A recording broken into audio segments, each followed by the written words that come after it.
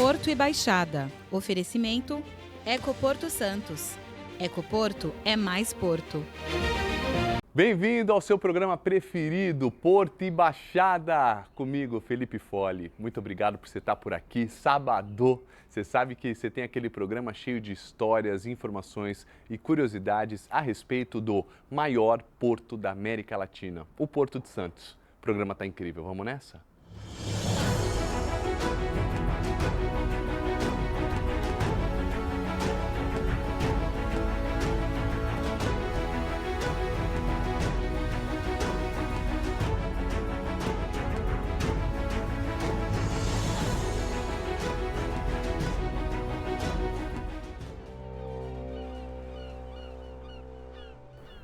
Com a globalização, as exportações e as compras online, a gente sabe que a movimentação de containers tem sido muita nesse ano aqui de 2024, que dirá, já que janeiro e fevereiro batemos o recorde. Então a dúvida que fica é, será que vai faltar container? A gente foi apurar. Em vários momentos a gente tem uma falta de containers em um lugar ou outro do mundo, né? Então esse desbalanço entre importações e exportações acabam gerando certos desbalanceios no que diz a falta ou sobra de containers em algumas localidades do mundo. Então isso acontece bastante aqui no Brasil, no que diz respeito à relação Brasil-China principalmente. Então tem bem mais containers da China para o Brasil do que saem containers do Brasil para lá. Então quais são alternativas que os armadores, que são os donos dos navios e em grande medida dos containers, né, movimentados ali, que eles fazem? Uma alternativa seria a locação com empresas especializadas nesse tipo de... que detêm containers também, né? Então, os navios têm geralmente containers na bandeira, né? Com a marca deles mesmos, por exemplo, Maersk, MSC, Hamburgo Sud, eles têm os containers com a sua própria logo, eles muitas vezes locam outros containers e outras empresas através de contratos, né? Por período, por volume, por prazos e de acordo com sazonalidades do mercado. Então, uma alternativa para essa falta de container seria a locação de acordo com estimativas, né, de movimentação, que eles têm todo esse controle, essa previsibilidade. Então, através dessa previsibilidade, os armadores conseguem negociar com essas empresas e fazer essa locação de outros containers para suprir essa falta de container.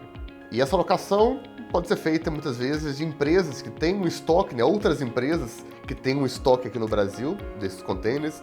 Uma outra questão que acontece bastante é uma organização de fretes. Então imagina que eu estou precisando de container aqui no Porto de Santos. Então eu alterno rota de navios que vai para o Rio, por exemplo, tem um estoque de navios de containers lá no Rio, eu acabo deslocando esse estoque para cá. Então as próprias empresas fazem negócios entre si, os armadores e outras empresas especializadas nessa movimentação, nessa organização dos containers. Uma outra alternativa muito comum, né, especialmente falando em exportação, muitos produtos exportados são produtos refrigerados, então produtos perecíveis, que você precisa de um container especial. Então fica um estoque muito grande de containers do Brasil, por exemplo, né, exportando carne, por exemplo, frutas do Brasil para a China, fica parado muito container lá na China. Então uma estratégia das empresas também para trazer de volta esses containers para o Brasil é a oferta de um frete NOR, que a gente fala, que é um container desligado, que geralmente tem um preço mais barato do que um container convencional. Então imagina um container de 40 pés, por exemplo. Ele tem um valor X, um preço de um 40 pés NOR, que seria esse container refrigerado, que ele viria desligado para cá, tem-se um preço mais competitivo, então incentivando com que as empresas que importariam, né, da China para o Brasil trariam um container seco, teoricamente, ela traria nesse container NOR, né, para trazer esse tipo específico de container para o Brasil.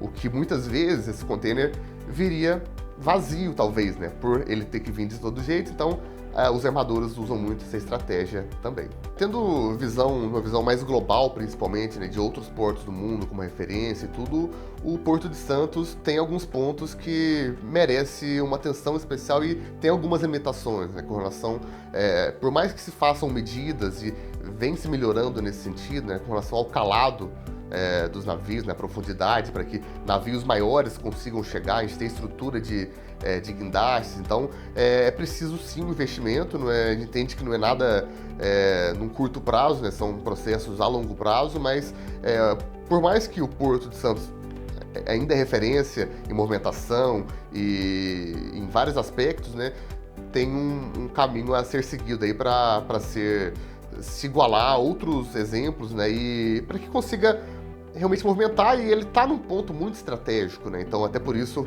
favorece, ele está muito próximo das principais regiões das indústrias do Brasil, São Paulo, do Sudeste aqui, então geograficamente ele é um porto muito importante, né, então, e é muito importante que se invista e ele se desenvolva para que toda a região se desenvolva mais, né, então ele acaba em alguns aspectos sendo um gargalo nesse ponto, merecendo investimentos a mais para que ele consiga desempenhar ainda melhor o seu papel. A Autoridade Portuária de Santos afirma que o Porto de Santos tem a capacidade de movimentar até 6 milhões de containers por ano. Aí a gente volta em 2022, no ano todo foram 5 milhões de containers. 2023, 4,8 milhões de containers no ano. Só em 2024 até abril, quase 2 milhões de containers já passaram por aqui. Então eu acho que nesse ano vai chegar nessa capacidade dos 6 milhões, hein?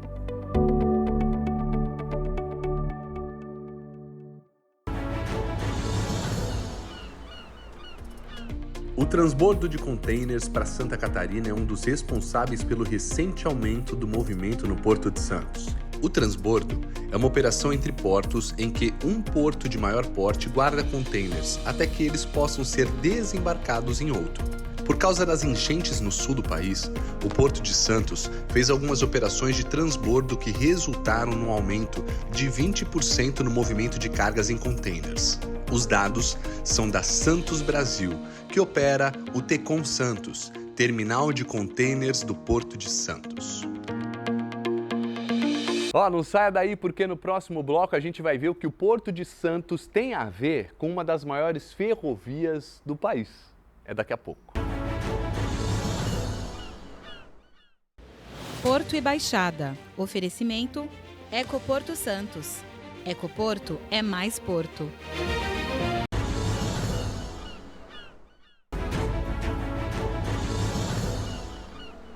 Você sabia que a imagem de Santa Catarina de Alexandria é a mais antiga da cidade de Santos?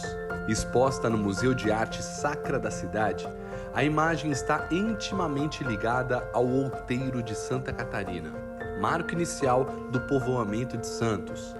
A imagem da santa foi levada da igreja matriz da cidade por piratas em 1581 e jogada no mar. Desaparecida por mais de 70 anos, foi recuperada praticamente intacta. Uma capela, então, foi erguida no outeiro em sua homenagem, onde a estátua ficou até meados do século XIX.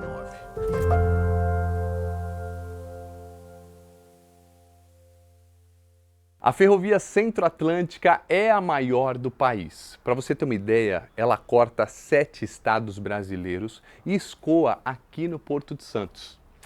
E aí, gente, para poder ter mais eficiência e sustentabilidade, a ferrovia vai ganhar 12 novas e modernas locomotivas que trarão mais potência e também baixo consumo de combustível. Bom, a aquisição dessas locomotivas vem de encontro à estratégia de expansão da VLI e de atendimento aos clientes. Essas locomotivas, elas só não atendem os clientes, como ela também tem um cunho de meio ambiente, a questão de retirar os caminhões das estradas e diminuir a emissão de CO2. Ela também faz a eficiência do corredor. O corredor sudeste que atende de Brasília até aqui a Baixada Santista, Então ele passa por Brasília, Goiás, atende toda a parte do Mato Grosso, toda a parte de Goiás, Minas Gerais e São Paulo. Esse é o atendimento do nosso corredor e desemboca aqui na Baixada Santista, no terminal do Tiplan. É um terminal de grande eficiência, com 4 berços, carregamos açúcar, soja, milho, descarregamos fertilizante. Então isso aqui vai integrar e vai dar grande potência ao que a gente tem aqui de negócio. Então a ideia é aumentar essa eficiência e atendermos os clientes na sua expansão. Esse corredor ano após ano vem crescendo e o Tiplan também ano após ano vem crescendo. Então é um terminal grande, complexo, mas de extrema eficiência. E essas locomotivas vêm para atender os clientes e atender a expansão da VLI, atendendo a demanda do Brasil. Ele é um projeto da FCA, a concessionária que a VLI toma conta. Ele é parte do projeto da FCA, ok? Então ele faz parte do projeto de expansão, né, e de atendimento às demandas dos nossos clientes dentro da FCA. A VLI investiu mais de 400 milhões de reais em locomotiva, em material rodante. Então, essas 12 que você está vendo, ela faz parte de algo maior.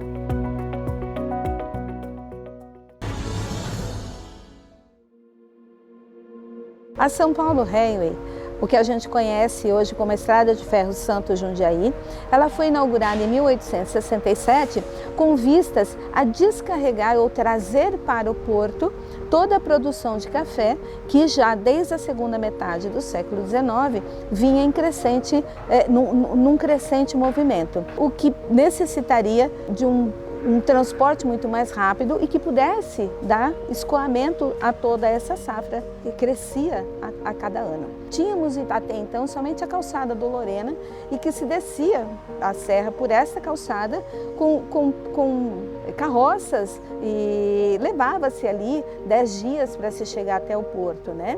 E entre essa caminhada, a produção tomava chuva, muitas vezes chegava até o porto já bem apodrecida, o que fazia com que os prejuízos, né, dos cafeicultores fosse bastante grande.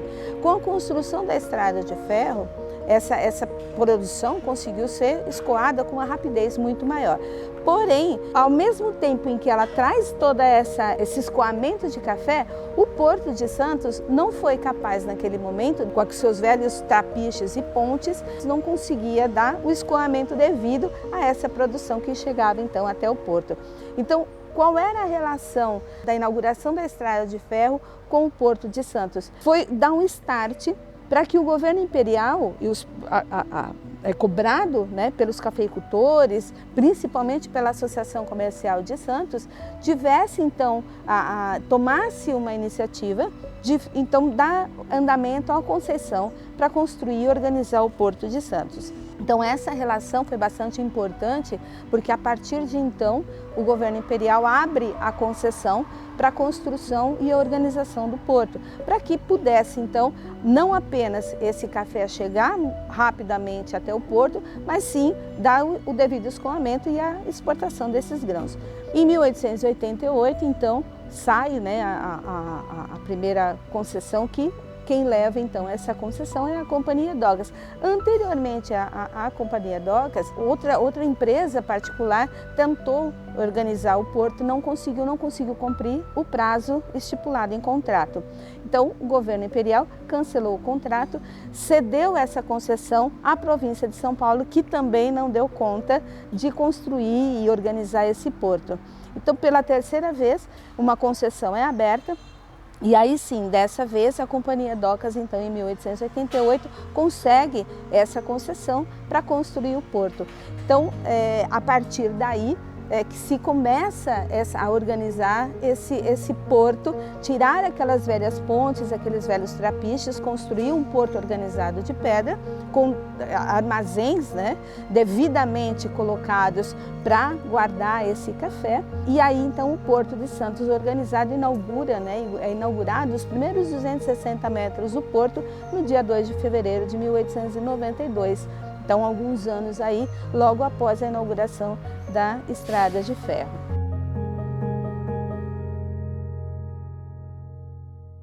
E no próximo bloco você vai saber o que aconteceu com o primeiro navio brasileiro a ir rumo à Antártida. Não sai daí. Porto e Baixada. Oferecimento Ecoporto Santos. Ecoporto é mais porto.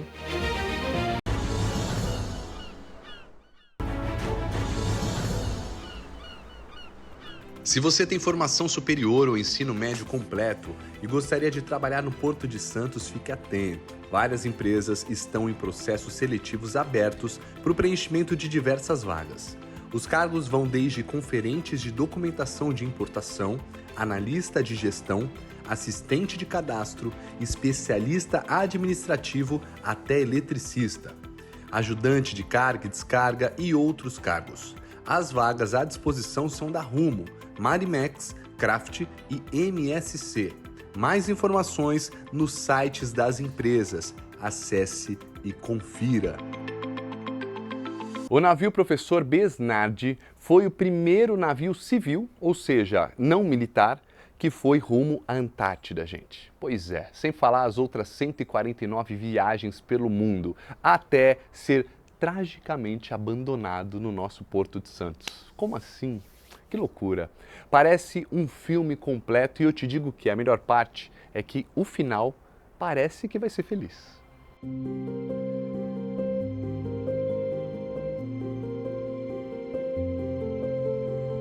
Ele foi projetado. O projeto brasileiro é um projeto da Faculdade de Engenharia da USP.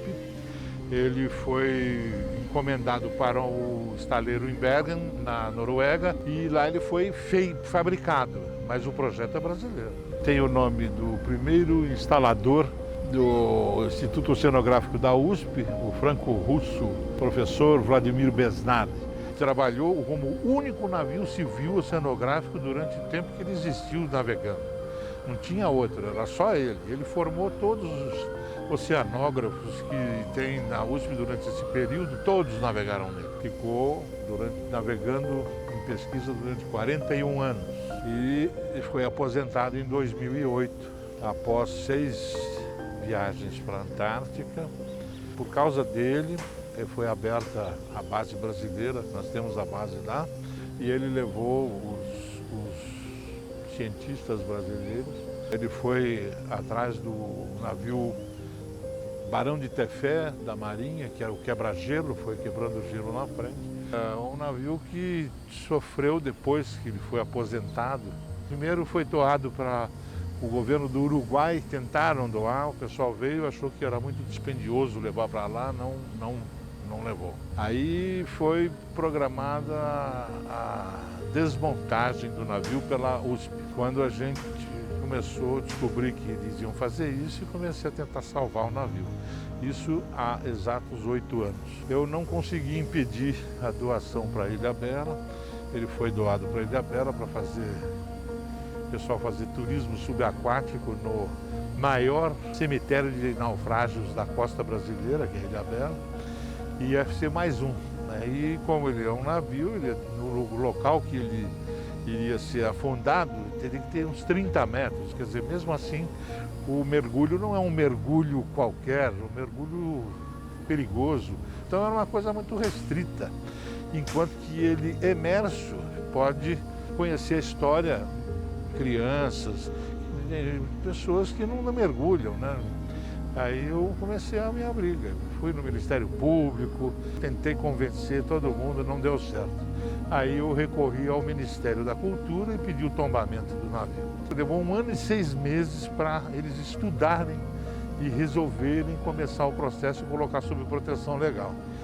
E realmente conseguimos que ele entrasse com esse processo. Ficou sob proteção legal, não interessou mais para Ilhabela, então eles doaram o navio para o Instituto do Mar, que eu sou o presidente, e a gente está cuidando do navio até hoje, aos trancos e barrancos, sem um centavo público por enquanto. Vamos pleitear, mas por enquanto é só cara e coragem mesmo. A minha maior dificuldade era arrumar uma moradia para ele, porque ele tinha que sair do porto. Quando ele foi doado, ele saiu, veio para a propriedade do Instituto do Mar com a incumbência de tirar daqui.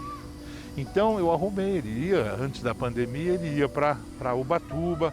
Nós já tínhamos um pedido da prefeitura de lá, um oficial, já tínhamos o local, tínhamos o dinheiro que foi doado pela própria Codesp para a gente começar os primeiros gastos, que depois, com o evento da pandemia, esse dinheiro foi usado pelo governo para administrar a Covid e trocou a administração municipal de Ubatuba, ele perdeu o local. Então eu fiquei com a pressão política da administração portuária para tirar o navio daqui. Muita pressão, muito difícil. Mas a gente foi ficando. Quando veio essa dádiva do Parque Valongo e houve o interesse de que ele ficasse em exposição aqui. Então, em vez de ele procurar uma moradia, a moradia o procurou. E ele se encontra aqui agora. Nós estamos fazendo os orçamentos devidos à restauração dele séria, né? Vamos tocar, vai ser jateado, vamos ver se precisa trocar chapas, essas coisas todas, e colocar ele para funcionar. Porque a minha ideia é fazer um museu itinerante. Ele fica morando aqui, fica em exposição aqui, mas eventualmente ele pode passar 15 dias em Ubatuba, 15 dias no Guarujá e fazer essa exposição com visitação de crianças, escolinha. A ideia é criar um museu aqui dentro, já com a participação da própria USP, como curadores do patrimônio e do acervo todo histórico do navio, criar um auditório para passar filmes das atividades do próprio navio e criar alguns espaços, obviamente, comerciais e de lazer, aí sim para uma visitação mais plena, mas com segurança e com monitoria. Agora está sendo cuidado diuturnamente, tem um pessoal voluntário aí, pessoal da Petrocenter aí que está cuidando. Onde nós temos dois dos seus diretores e voluntários, o Pedro e o João Carlos, eles fizeram um trabalho de limpeza, praticamente de limpeza, a gente deu toda uma retaguarda para isso, e a retirada dos entulhos que o navio tinha. E nós estamos completando o nosso projeto de habilitar o projeto em si na Lei Rouanet. E aí nós vamos começar, porque pela lei tem várias características e várias formas do pessoal poder contribuir. E aí então fica mais fácil da gente fazer isso. Mas estamos de portas abertas, de chapéu na mão, para ajuda. Não é nenhuma ajuda para o Instituto, é para o navio e para a história brasileira. É isso que é muito importante. Esse navio é muito importante para a história naval brasileira, especialmente da oceanografia. O interesse nosso é só divulgar a história dele e preservar esse navio maravilhoso e histórico. Fim de mais um programa Porto e Baixada. Espero que você tenha gostado. A gente tem feito o programa com muito amor e carinho para você ficar por dentro de tudo a respeito do Porto de Santos e da nossa Baixada. E a gente tenta traduzir para você, a nossa audiência, de fato, coisas que você entenda. Aí você chegue na sua semana e conte para todo mundo: ó, eu vi no Porto Baixada, ó, assiste o programa. É isso que a gente quer e é isso que a gente precisa. Combinado? Se perdeu alguma coisa, corre no nosso canal do YouTube, procura lá TV Tati Band Litoral. Tem lá Porto e Baixada, assiste o programa, os outros programas também e deixe o seu comentário por lá. A gente está vendo tudo. Um abraço e até sábado que vem. Tchau!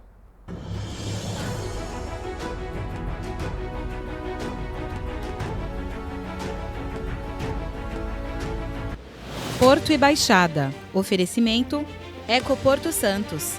Ecoporto é mais Porto.